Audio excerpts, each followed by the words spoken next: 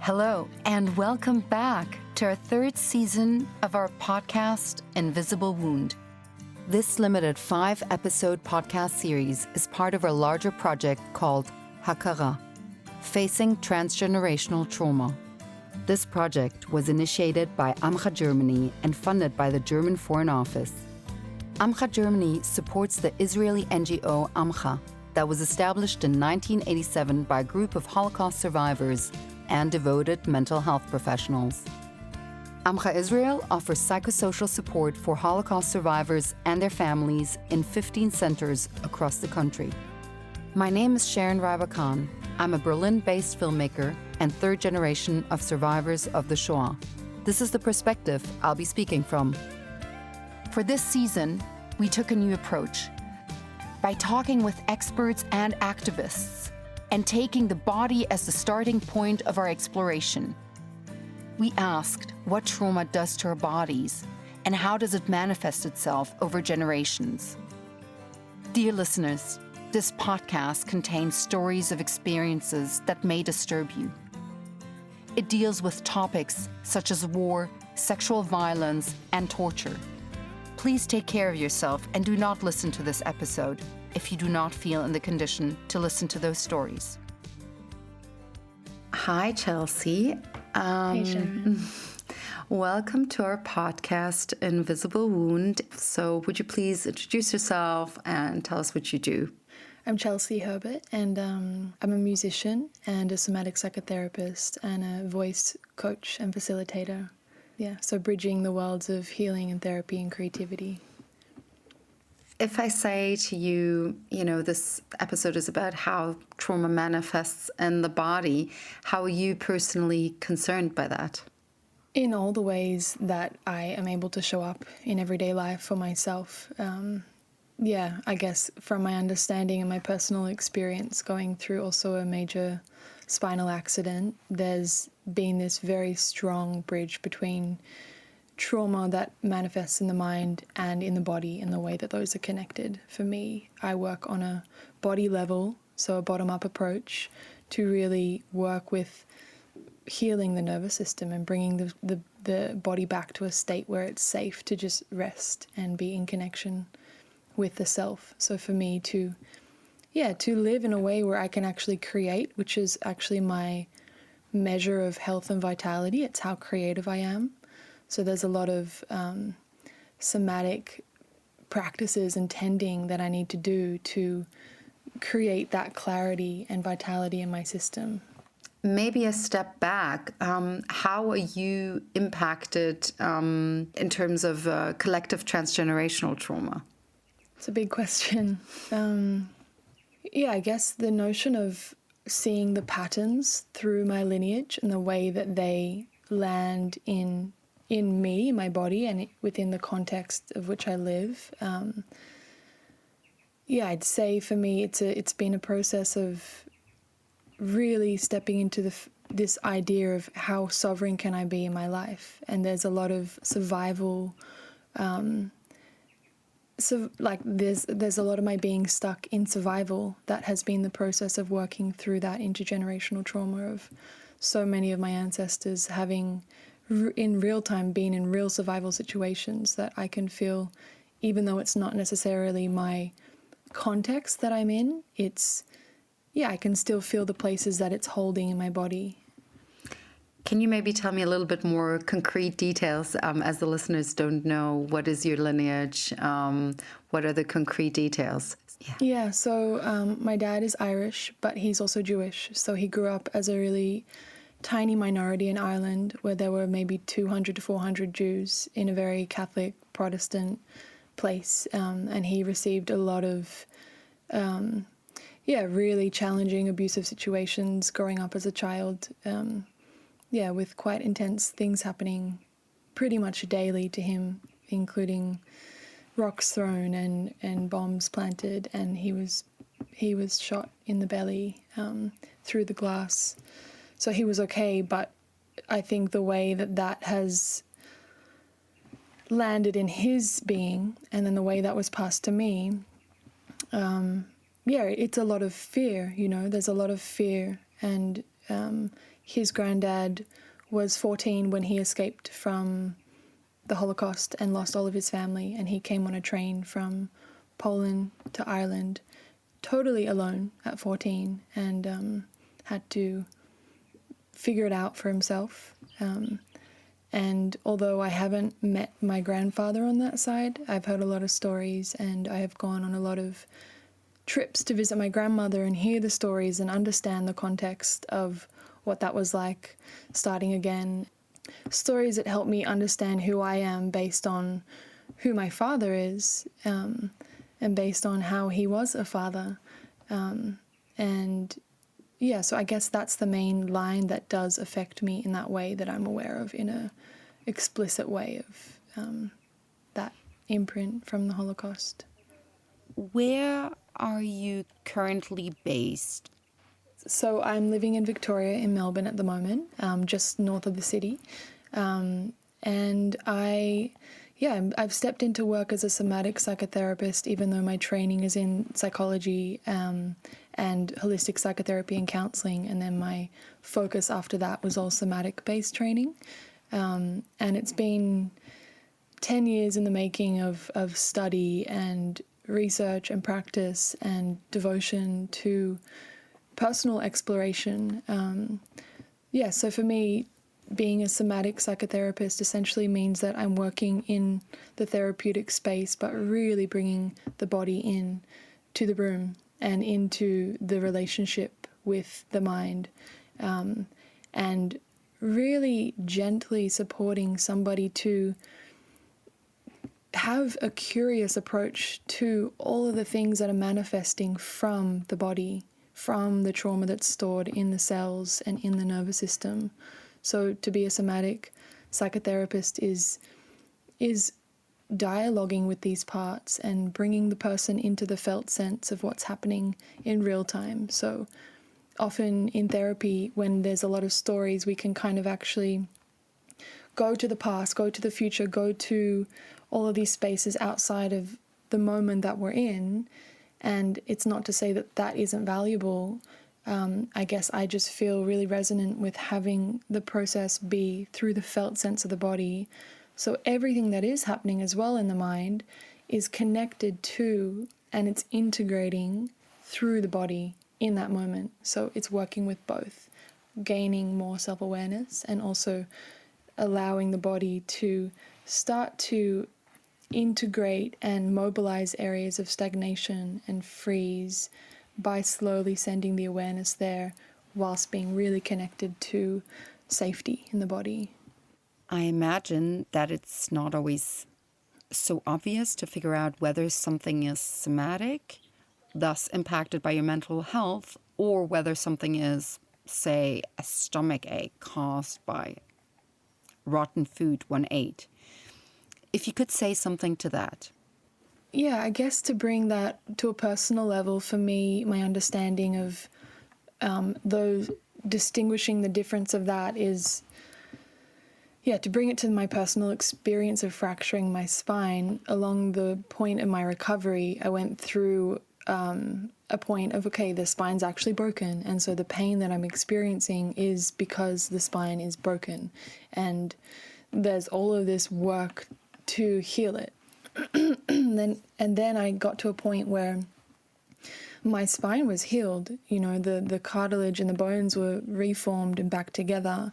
Yet I was having this chronic pain. And I find the notion of chronic pain really interesting because it gets to a psychosomatic level where the body is sending pain signals to the brain, not necessarily because there's something that's very physical that needs to be, okay, I've broken my foot, I need to not walk on it. But it's a pathway that's been strengthened through having previously experienced the pain.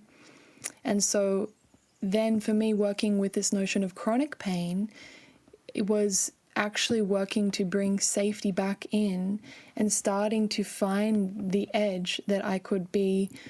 Say, for example, my spine would tell me, oh, don't bend over. And it's like, oh, I actually can bend over in this moment.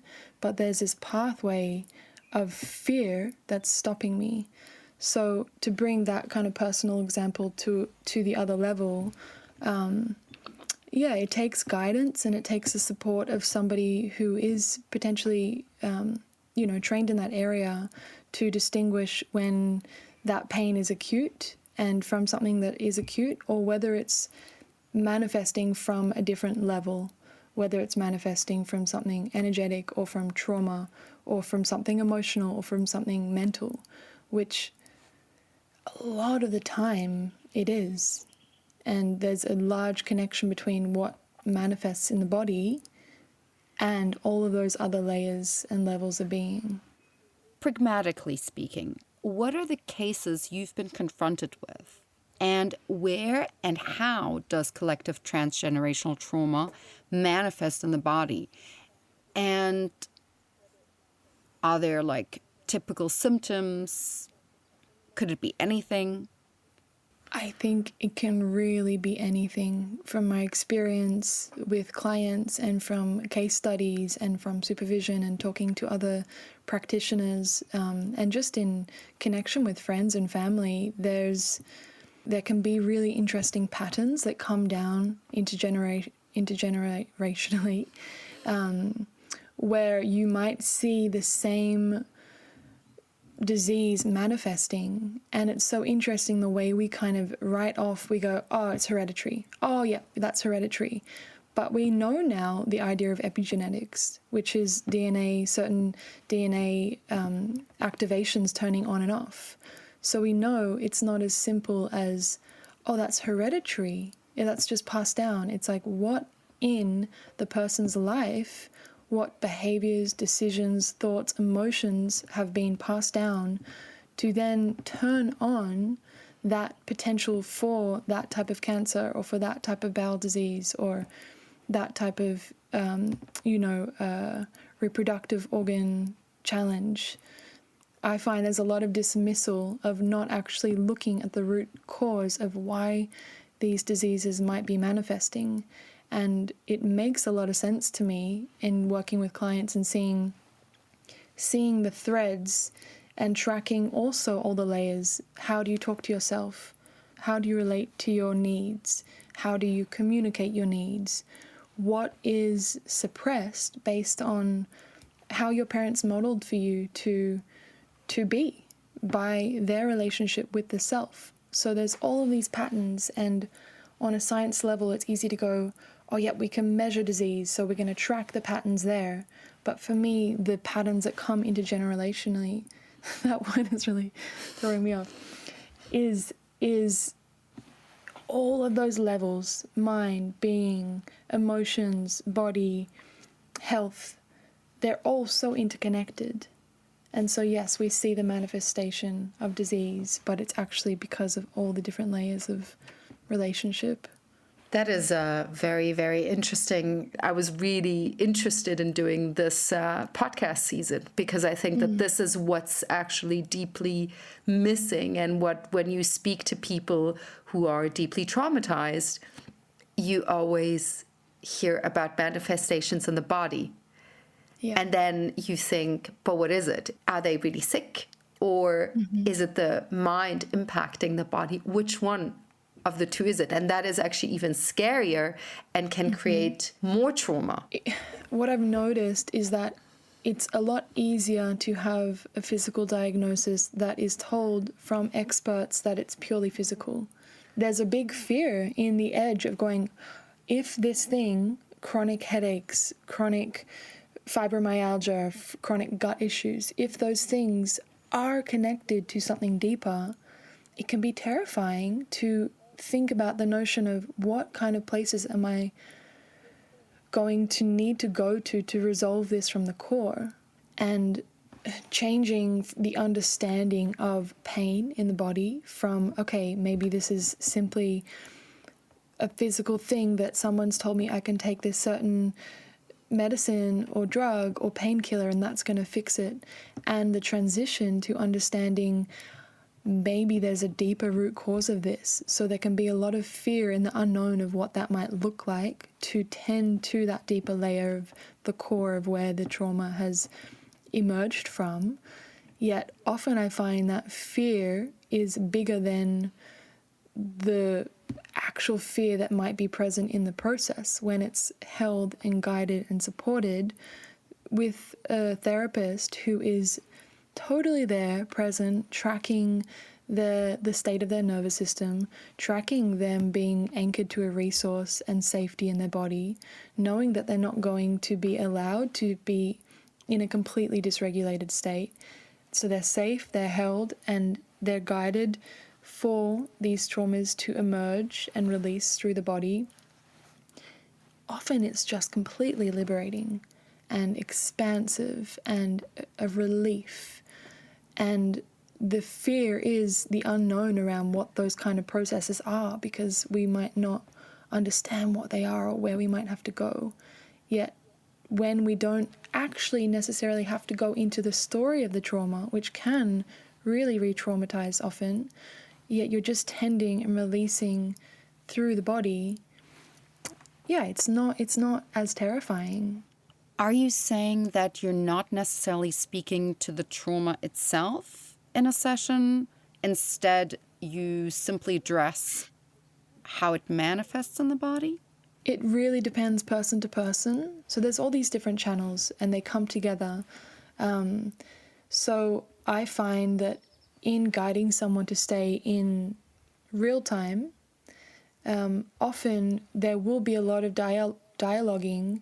And when we are tracking sensations in the body, arriving somewhere, exploring it, getting closer to understanding it, moving closer through dialoguing, it can be a little bit more abstract than when I was 4, this happened, and blah, blah, blah. It can be, it feels like a knot in my belly, and it's, it can be kind of that level of exploration. And then when we pierce through and we understand what it is, often there is a very clear expression of where it's emerged from.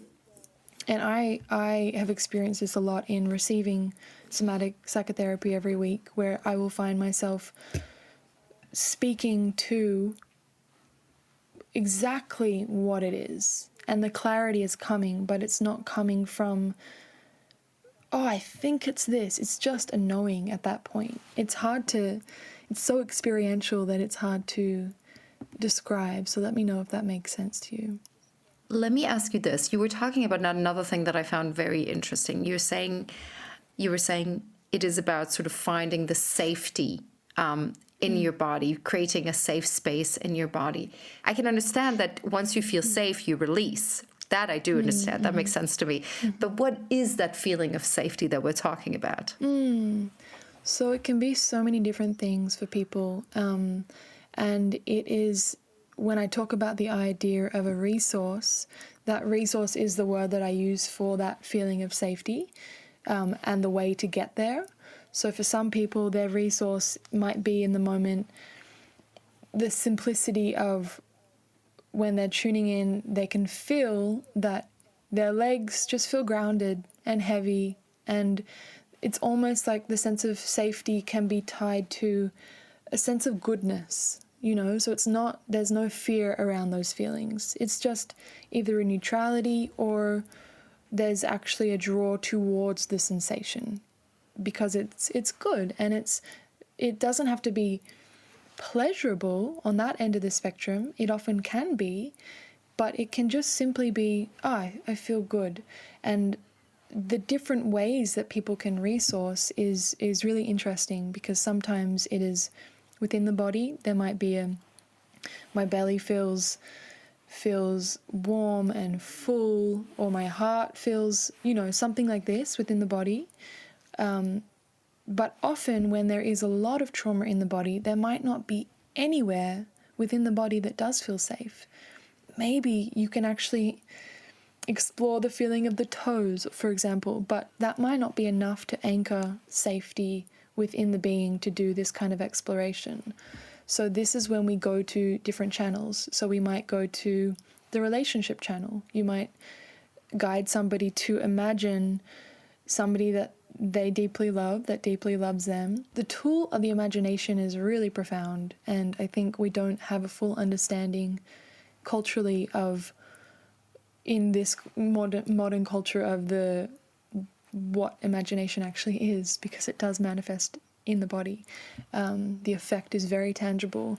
It could be the resource of a connection with nature. It could be, how do you feel when you're surrounded by trees? Or, it can be something really simple. I feel like even if somebody doesn't have safety in their body, they've either had an experience, a connection, a moment, a relationship that brings them into that feeling where their nervous system's regulated and they can drop.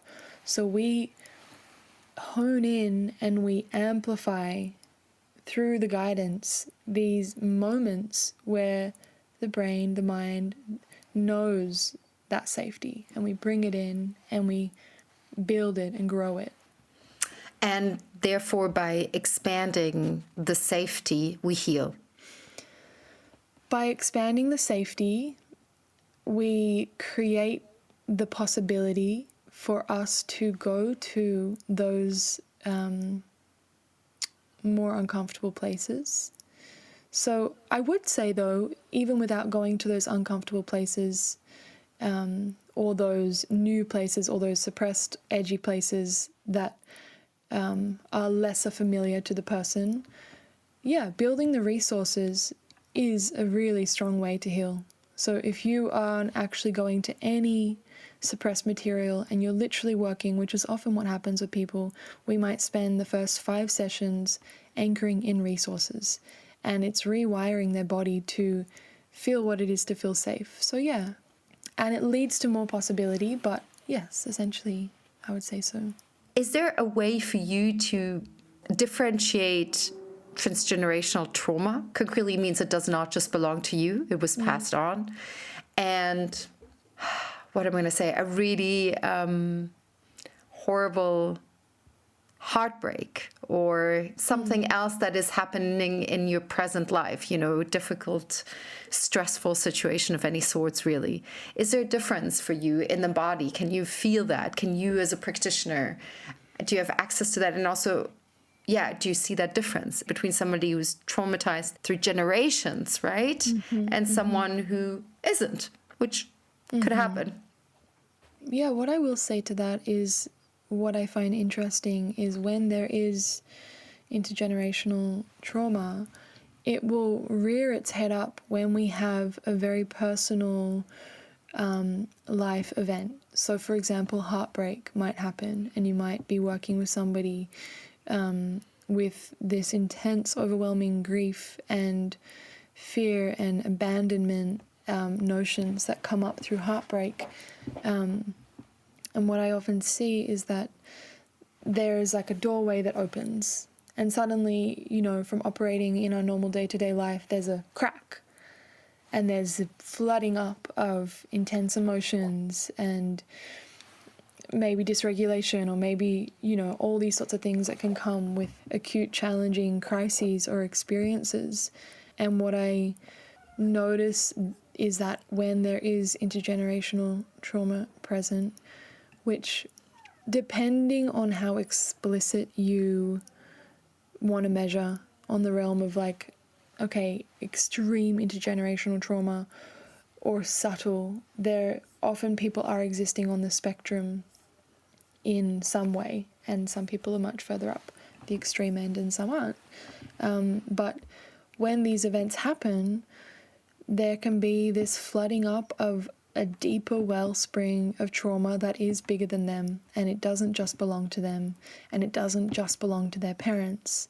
And for me, this is a really profound opportunity. As the therapist in the room, you can feel when the material is bigger than the self, and you can feel how open a person is to go there, and how many defenses or protection mechanisms they have around this material that might have not been felt for so many generations. And then suddenly, which we're seeing really often now, something about this generation that's coming through now is the time to go there, to feel it, to transmute and transform what hasn't been touched for so many generations, potentially due to more survival situations that actually didn't offer the privilege to heal. I do believe it's a privilege to do therapy and to heal, and often our grandparents and great-grandparents didn't have that opportunity. What does it mean for you to pass on trauma? There's so many ways to answer that, and I definitely don't call myself an expert in this field, so I will just give my personal response, which is, one understanding is around suppression. So whatever life event has happened, we can look at how we responded to that event, and if, I'll give an example, so say a child is growing up in a family where emotions aren't okay, they're not welcome, they're not safe, and they operate on a very surface level of communicating, relating, connecting, and then this child, who is as a human with the complexity of any human, is going to learn this isn't safe. So there's a suppressive motion that happens, and we might go, anger. Often for certain people, anger isn't safe, yet sadness is safe. And for other people, sadness might be safe and anger isn't safe. So whatever it is that is suppressed, it's going to manifest somewhere. So it's going to come out in a certain way, or it's not. It's going to manifest even in a disconnect, or in an isolation, in a lack of intimacy, lack of fulfillment, lack of experiences of giving and receiving love. So if that person who has experienced, sorry about the dogs, has experienced some suppression of something that is not okay, yet it's in the spectrum of what is needed being human, we need to be able to express and connect to anger and sadness and grief. If they don't tend to that within their own life, and they don't work with allowing safety in the full spectrum of human experience, they will have children and they will repeat the pattern. So they will implicitly teach their children that anger isn't okay, or that sadness isn't okay, because they don't have the capacity to hold that within themselves. It's actually often about the embodiment of the parent. Where can they go to within themselves? What can they hold within themselves?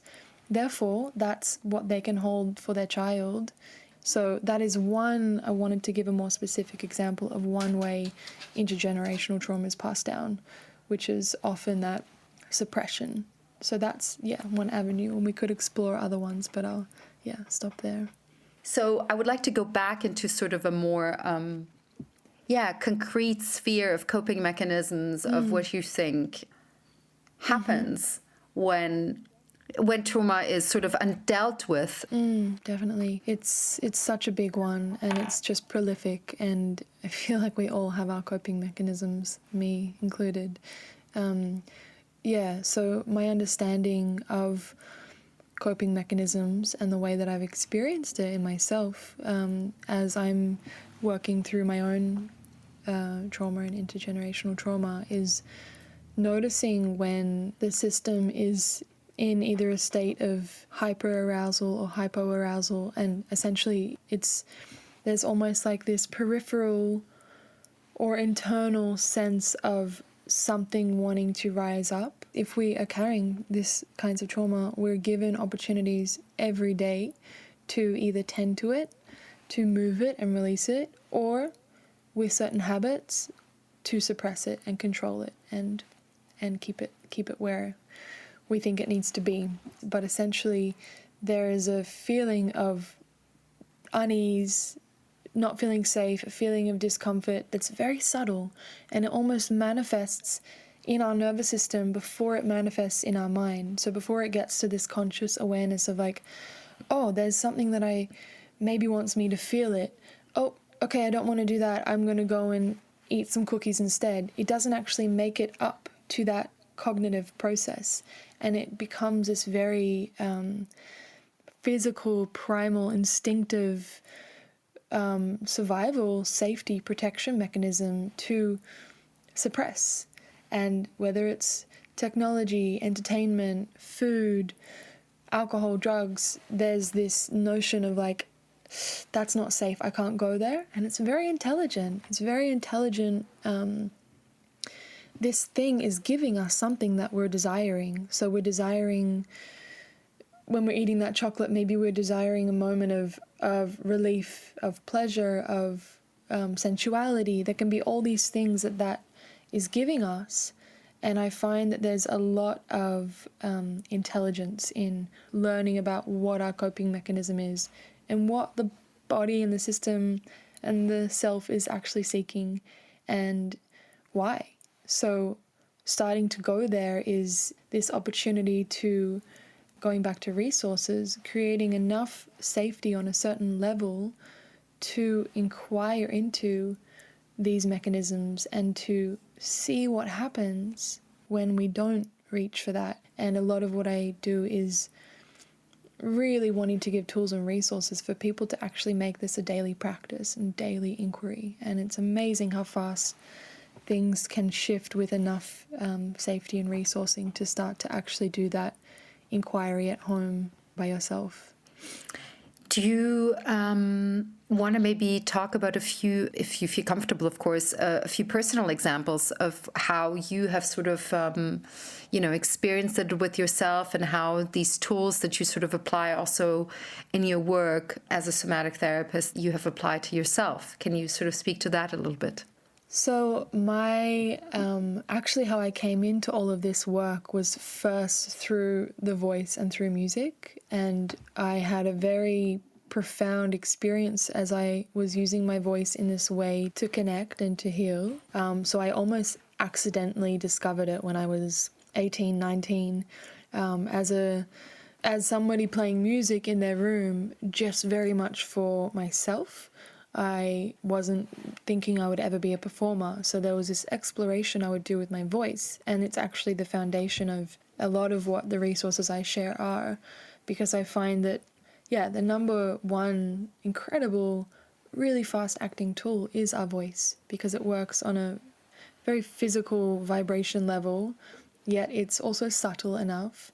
And it is designed, our voice is designed to heal our specific body.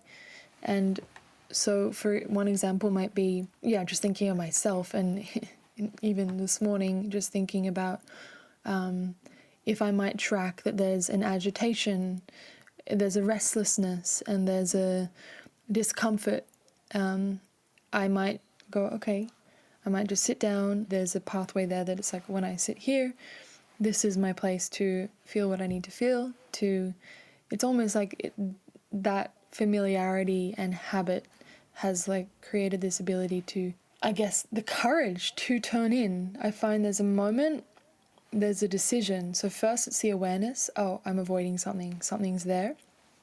And then there's the choice and the courage that takes to not go for the chocolate or the phone, and to turn the gaze inward.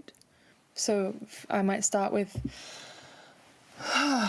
like moving my body, opening my body, and then I might just hum.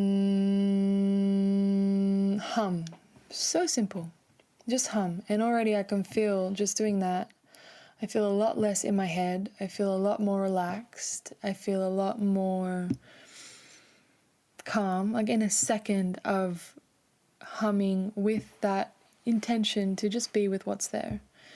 And it can be 30 seconds. Gabor Mate talks about this 90-second window. So if you choose to courageously, I think it's him, it might be someone else. If you choose to give yourself 90 seconds when you notice a more destructive habit wanting to pull you, give yourself 90 seconds to do something as simple as humming, or as simple as deep belly breaths, or as simple as touching your body like this, bringing sensation like this.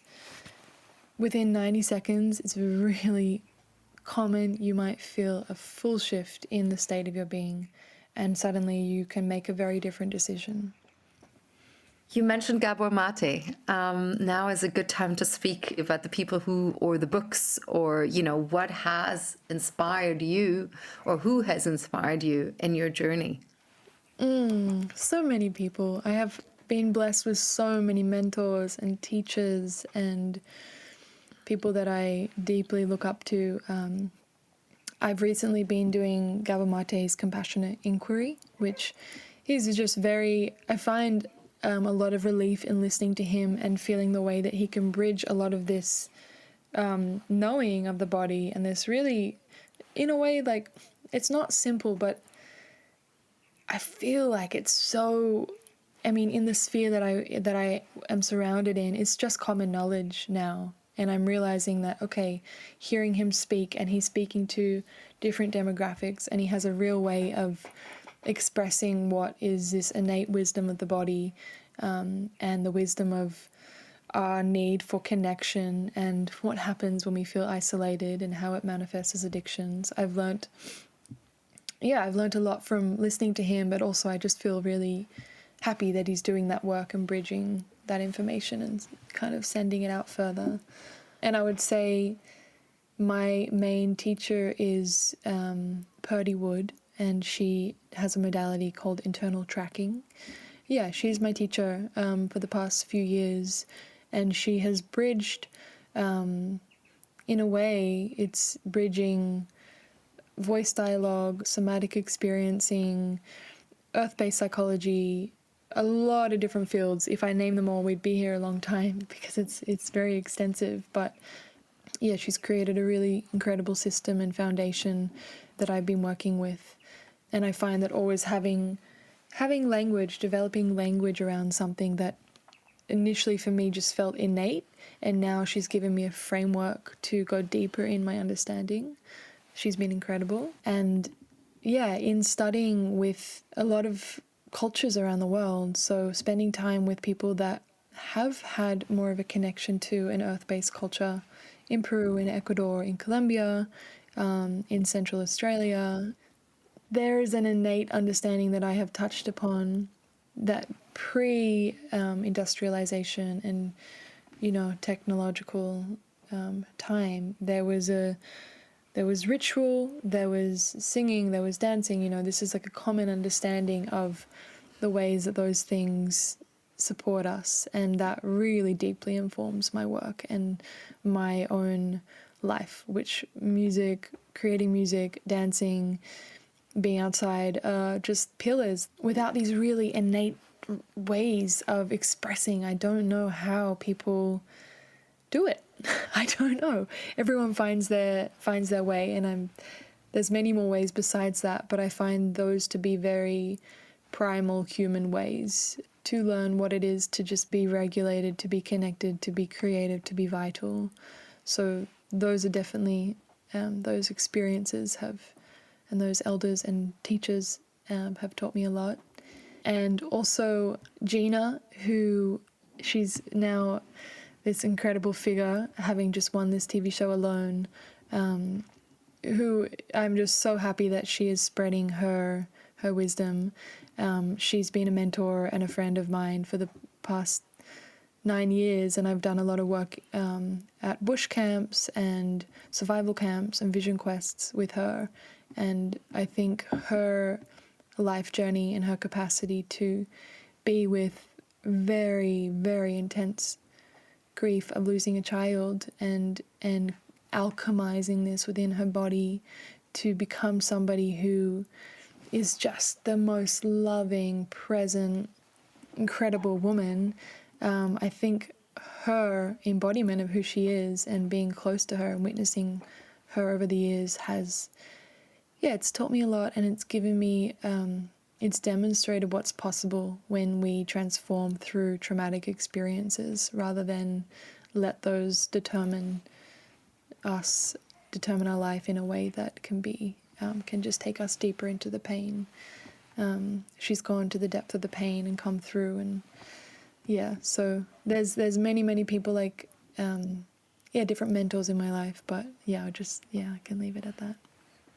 There's something that I want to pick up on that I heard and this beautiful description of all these people who've impacted and influenced you, and that I find very crucial in this discussion around manifestation of trauma in the body, which is the different cultural approaches, which, you know, you have actually mentioned as well. So there is definitely a mix between Western-based psychology, but I hear also other cultural influences as you mentioned them.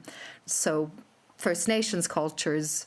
So how is it for someone who cannot have access to that or doesn't want to even have access to that, right? I think the thing that is really intriguing for me in practice now is really tuning in with the person and learning for them what their pathway is.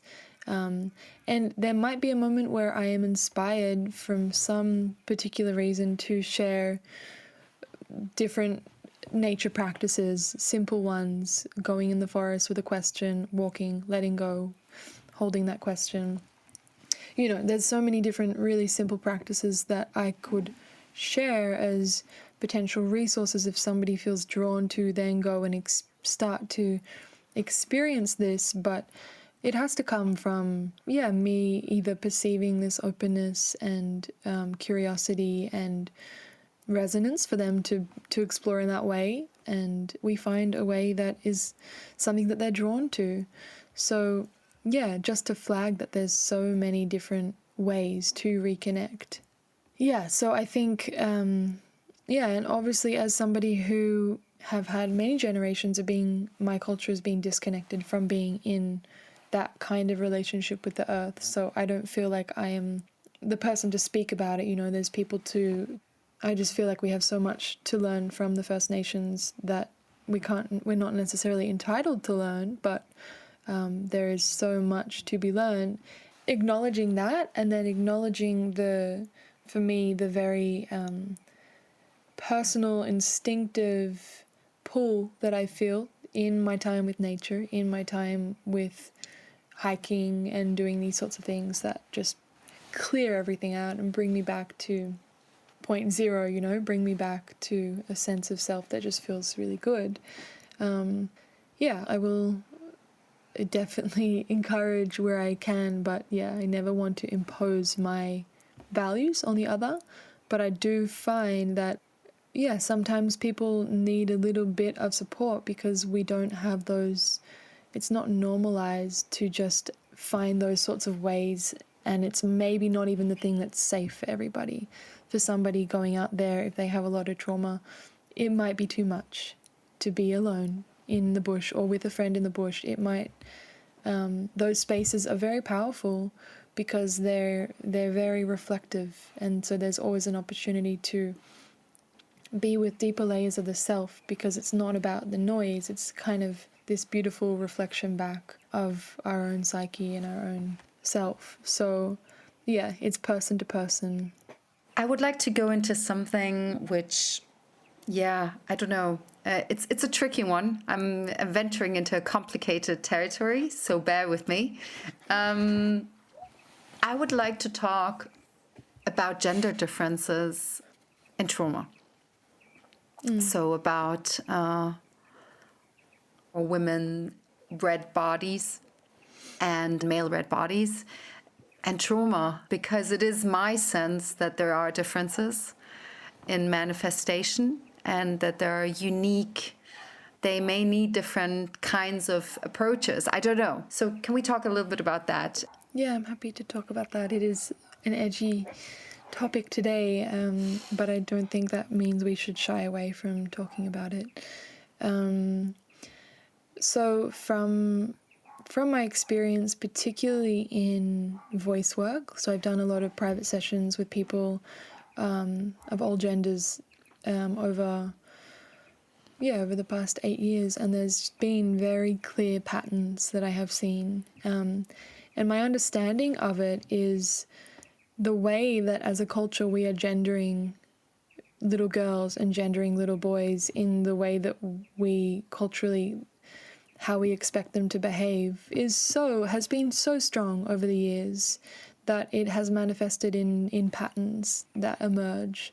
So growing up as a little girl, as I did, there's culturally, in even thinking in the classroom, there is less of a capacity for authoritative figures to accept and welcome girls to be reckless and loud and rah and like dirty and all of these kinds of things that, oh yeah, that a little boy will, that's what they do. They run around and they can scream, and not in all situations. This is very much generalizing, based on, just growing up in the context that I did, and seeing very much around growing up as a little girl, the way people would expect the little girl to be sweet, and almost that notion of what evolves to be people-pleasing very much manifests from the way that we are expected to be being a little girl. And it's not to say that little boys aren't expected to be good and be quiet and well-behaved, because they are also, but I've noticed that there is a difference there on a general pattern that evolves. And the way that I've experienced it with clients is particularly this fear around communicating needs and expressing truth. And with a lot of women I've worked with, also a lot of men and transgender people I've worked with, and I've seen it more common in people who grew up as a little girl. It's a funny way to say it, but I think you understand what I'm saying. So, what I've experienced is this fear of hurting the other that has led to a lot of suppression in women that I've worked with. Really strong pattern. And it's something that I've worked through myself. At the age of 17, someone said to me, "Chelsea, you're just too nice. You let people walk all over you." And it was this real wake up, and I was like, what? I just suddenly got this awareness that I didn't want to live like that. And I could feel that from my role in my family and being maybe biologically predisposed to be more sensitive to all of the really subtle changes of emotion in my mum's face, in my dad's face. We can look up studies, and I'm not an expert on this. I'm really just speaking from patterns that I've seen with clients. But this pattern of suppressing anger from females, it's huge. And as humans, we feel angry, and for the opposite is true, as we know now. It's come out around grief and sadness that it's so hard that little young boys and young men haven't been supported to feel. So that manifests in its whole own way.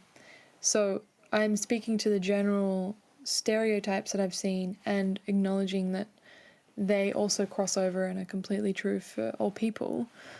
We're coming towards the end, but we have not yet spoken about your creative work. So could you speak a little bit to that? Creativity is my biggest teacher. It's always reflecting to me and letting me track where I'm at in connection with myself and with my service. And I find that, it's very, very challenging to fully back yourself, to share vulnerable creativity. At our deepest, most primal level, we want to belong. That's our survival. That's our safety, is belonging in community, in connection with other humans, and doing something creative which brings forth our uniqueness can feel edgy because it's oppositional to fitting in with the pack. So speaking specifically for the music that I make, I find that I have to really work through a lot of beliefs and trauma within my being that doesn't feel like it's okay to fully share my creativity, that at this point often expresses a lot of grief. So there's this really honest expression that comes through, and then it's like, okay, that's what's honest.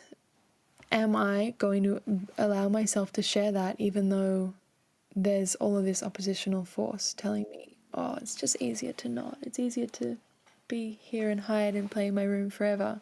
Yet the beauty of creativity is to offer a gift and to be blessed back by the world, as David Whyte speaks to be blessed, to bless the world and be blessed.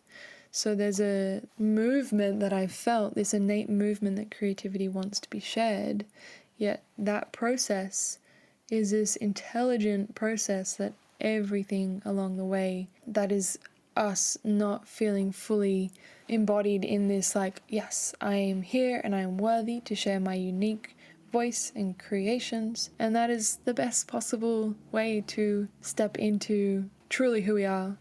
So, are you a singer? Do you play the guitar? Yeah, I sing and play guitar, and singing is my main instrument. And I write songs, and I also play the piano, but mainly singing. And I play a few other instruments as well, like a Latvian harp, because that's where my ancestry is from. And I'm always trying to learn new things, but also just trying to hone the ones that I already know. Would you share a song with us? I can do, instead of singing with my guitar, one of my own songs, which is quite emotionally intense. I can play a Gaelic song with my shruti box, which is quite short. So I don't know how the sound will go, but I could do that and we could just see how it goes. Yeah, that'd be great. Okay.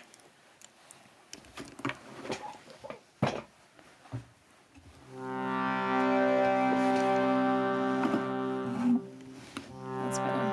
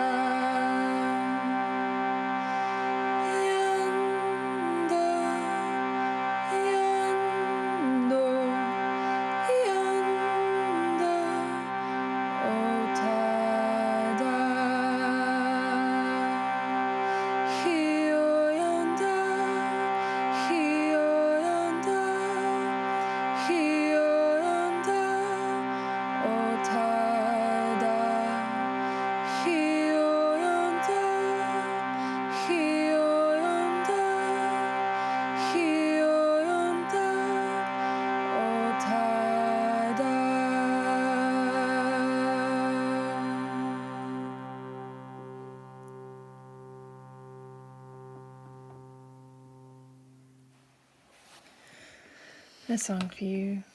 That was so beautiful. Thank you so much. So it's a Selkie song. I've learnt it from Pia, you know the singer, P-E-I-A. And she learnt it from somebody that she knew who's from the north of Ireland. And so my dad's also from Belfast, but I know that it's this song that is connected to the tradition of the Selkies, and there's a lot of mythology. And it's a song of lament, and it doesn't have a direct translation. It's these sounds that give space for people to evoke exactly what they're feeling, and often that is grief and those traditions. So yeah, it's been supportive for me. I thank you very much for your openness. Thank you. And for allowing us to feel into your work. I think it was very inspiring and very beautiful. Thank you so much. Yeah, thank you for the conversation. I appreciate it. Thank you for listening to our podcast, Invisible Wound. In our next episode, we will meet David, a mental health expert and humanist who survived Egyptian jail. If you're interested in this topic, we invite you to listen to the past seasons. In the first season of this podcast, we focused on the perspective of First Nations Australians and their experiences of collective transgenerational trauma. In the second season, we were talking to trauma experts and artists who shared with us their perspective and understanding of transgenerational trauma. And if you liked what you heard, please consider donating to Amcha. Your donation will go to supporting Holocaust survivors in need and their families. You will find more information in the link below. And don't forget to rate us on Spotify.